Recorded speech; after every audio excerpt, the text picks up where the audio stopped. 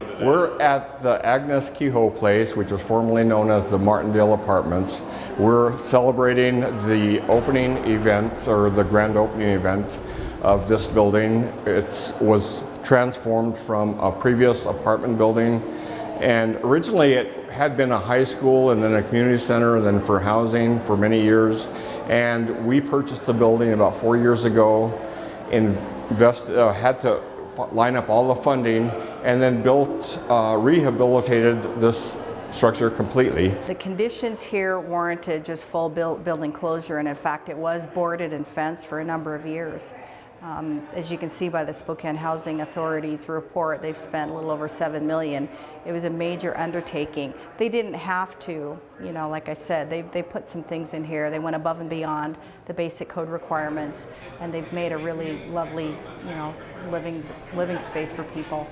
New systems, new safety systems, and I think that's one of the features that makes it excellent, is a variety of suppression systems, sprinklers, fire alarms, carbon monoxide detectors, and the safety element incorporated in the burners, because we find that sometimes many of the fires start in the kitchen, and so we wanted to be able to prevent that. 662 degrees, food still cooks like it always did, but you stay under auto ignition temperature.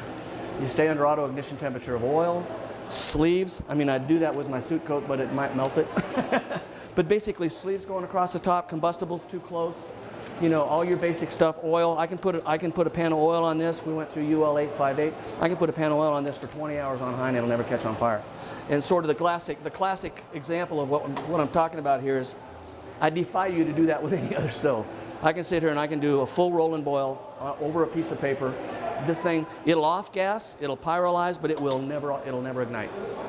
We worked very closely with the fire department, and that's what I appreciate, is the fire department and the building officials were key and partners in helping us make this a better and safer development, especially when you have 51 households and you want to make sure that they're all safe.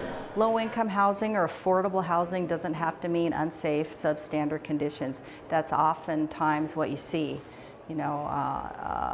Low-income housing doesn't have to be congruent with shabby conditions. It shouldn't be. It should never be so dangerous that you've got to worry about surviving through the night, and we have to worry about trying to effect evacuation or fire effort there.